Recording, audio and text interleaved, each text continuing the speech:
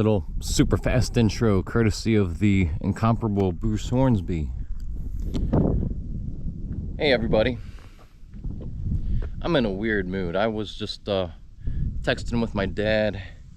He's almost 80, and it's just dawning on me more and more lately that he's not going to be around a heck of a lot longer, let's just say. Hopefully he makes it into his mid-80s. Love him to death. I was thinking about him because I was kind of getting his goat, if you will. I got him, love this witness tree, by the way. I was kind of getting his goat. I was asking him how the Abe t-shirt that I got him from the visitor center, how it fit him.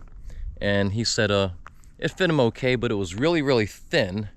And I joked with him about, economics and stuff, and then brought up the fact that, while all the cotton was, picked by slaves in the South, it was manufactured unabashedly by textile mill owners in Massachusetts and sold by merchants in the city of New York. A very succinct point, I hope hasn't been lost on people. Sorry, the wind's picking up.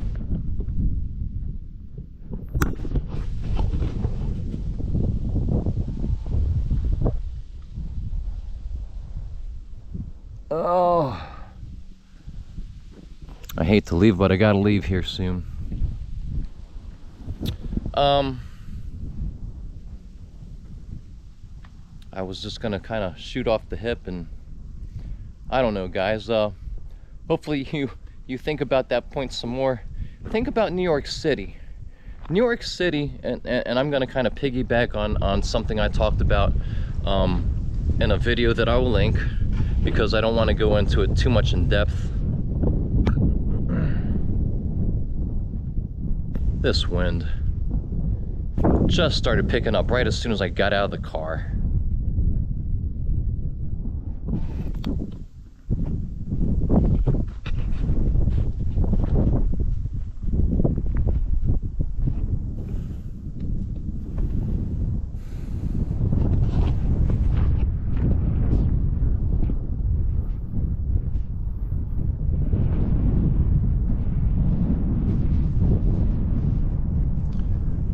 I hate to talk about certain things when it comes to the economics of the Civil War and slavery, but nobody else will tell you about these things. So getting back to New York City, a couple important points. First of all, and I'm going to link the video because I've mentioned some of this before, but New York City was founded by who? It was founded by the Dutch. As I mentioned in another video, the Dutch had some secret partners when it came to digging in the Caribbean and establishing the West India Company, the Dutch West India Company, which of course relied heavily on slavery. The secret partners were called conversos or cryptos. That means Jews hiding basically under the cover of the Dutch. Okay? I already can imagine the backlash I'm going to get, and it's nothing new to me. But not only did they help the Dutch establish, their foothold in the West Indies, but at the time of the Civil War, in the city of Charleston, 87% of the Jews who lived in Charleston owned slaves. Okay? The Dutch also founded New York City. New York City, as we know, was one of the largest, the different cities held, this very dastardly accolade at different points in time. But New York City certainly brought a lot of slaves into the country, through their ports.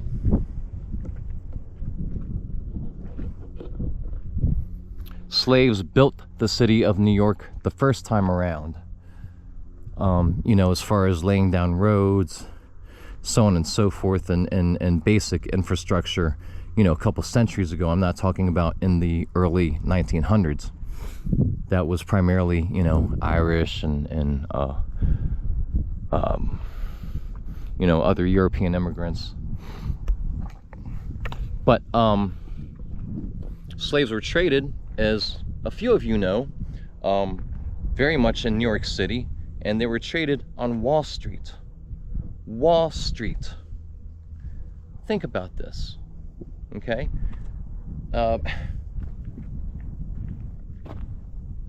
Suffice to say,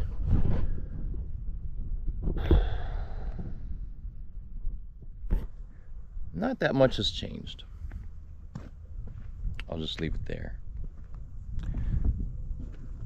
These things are critically important to understanding the Civil War.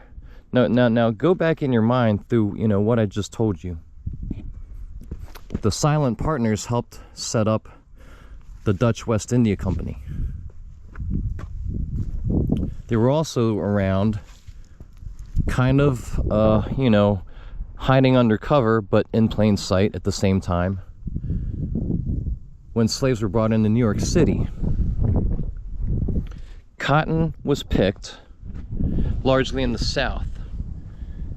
Places like South Carolina, for example. Right? Okay?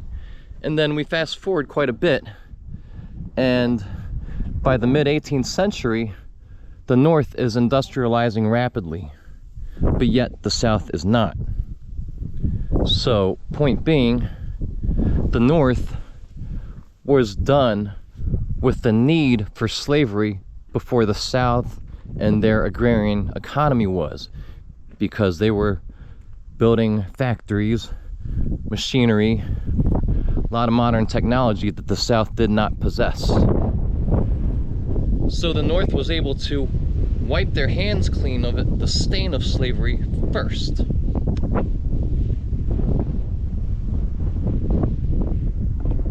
Do you get it now?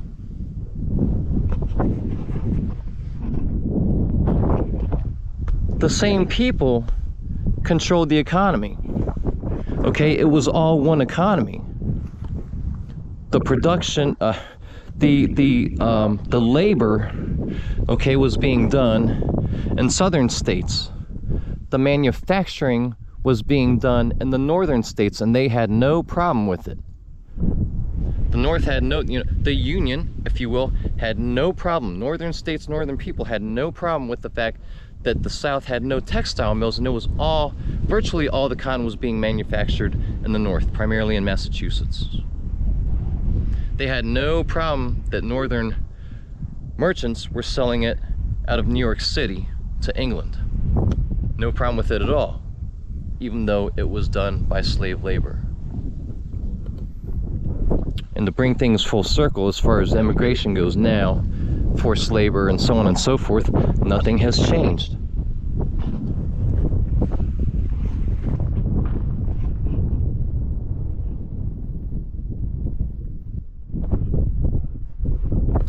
I bet some of this, at least the part about Charleston and South Carolina, is news to folks.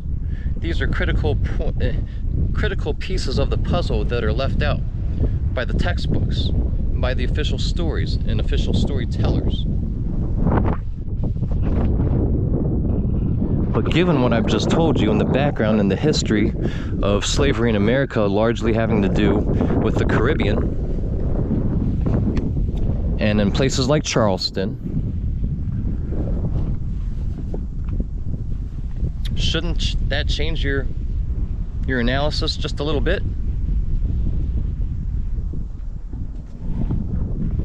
I think it should, if you're rational and objective. Not many people are these days. Anyhow, guys, my time is up. I've said too much. Probably lose a few subscribers over this, and well, I don't care. It's the truth. It's the truth of the matter, and I'm not calling anybody out. I'm trying to lay the story plainly as it really was. No more, no less. Anyhow, guys, I gotta head home. I will see you on the next trip.